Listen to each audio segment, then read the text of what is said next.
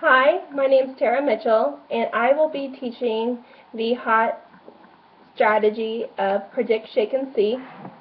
I chose 6th grade for this lesson.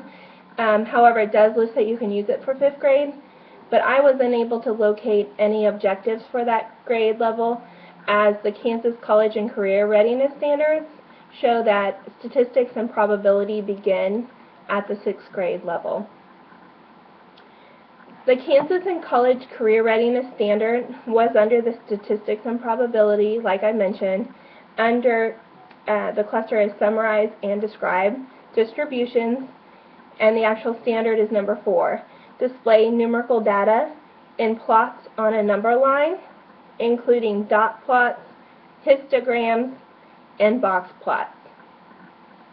My objective for the lesson is that the students will summarize data by displaying results in a dot plot with 12 out of 16 elements completed correctly.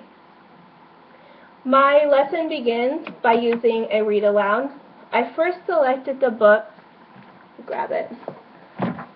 It's called It's Probably Penny by Laureen Leedy. However, I felt like the book was a little too young for 6th grade students. I think it would do a great job of introducing the concept of probability, so it would work if it's what you have. However, at the library, I was able to locate a second book that I would probably lean towards using more for 6th grade students. It's called That's a Possibility, and the author is Bruce Goldstone. It's just more real-life pictures. Like you can see, the front has the gumballs. It still introduces the concept of probability, and there are some younger pictures with like teddy bears. But here are the gumballs, and there's cards.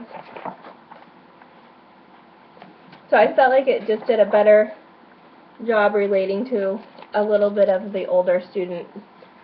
The manipulatives I'll be using this lesson are the 2 colored counters.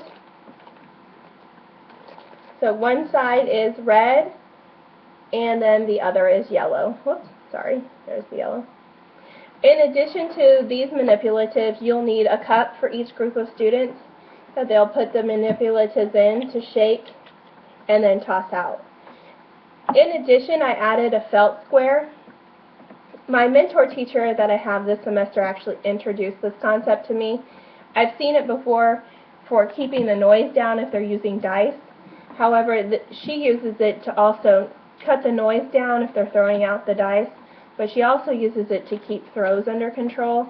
So it kind of makes sense to give them a target as to where they're going to be throwing the counters, so they're not tossing them high in the air and landing on the ground. So I did incorporate that into my lesson.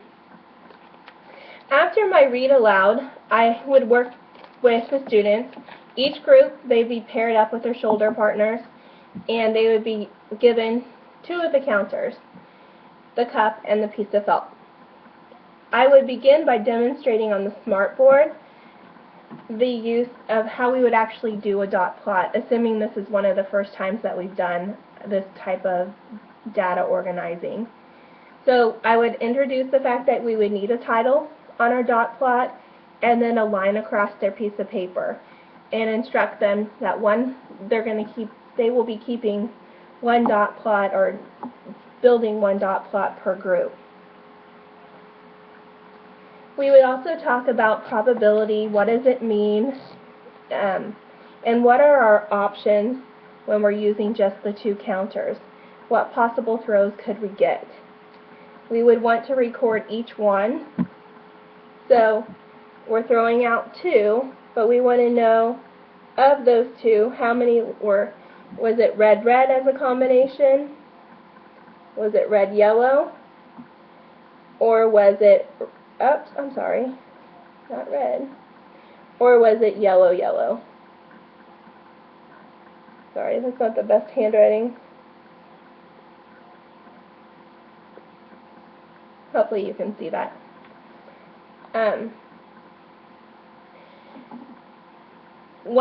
We would begin by doing an actual dot plot on the board, and each group would go around and they would toss their counters, and then we would record their results that they received on their toss. And then we would talk about those results. in the end. Next part of the lesson would be passing out a third counter. So each group would now have 3 counters. I'll get another one out. So they would each have 3 counters. They would need to come up with the labels. So the title of their dot plot and the various combinations the colors could land on. And they would need to complete 20 trials. So however they decide to divvy it up, maybe one student tosses for 10 times and another for 10, or they just have one that tosses and one records. The idea is that it's going to be a partner activity. The dot plot that they are using will be turned in as their final assessment to see if they're building their dot plots correctly. So they would do the 3. I would give them time to work on it together, and as they're working I would be rotating around the room, monitoring and seeing if they're understanding. Once the groups are done, we would come back for a whole class discussion, and we would talk about what would happen if we had 4. What would our possibilities be? You know, what's the likelihood that it would all be red? What is the likelihood that it would all be yellow? And kind of connecting all 3 of those together.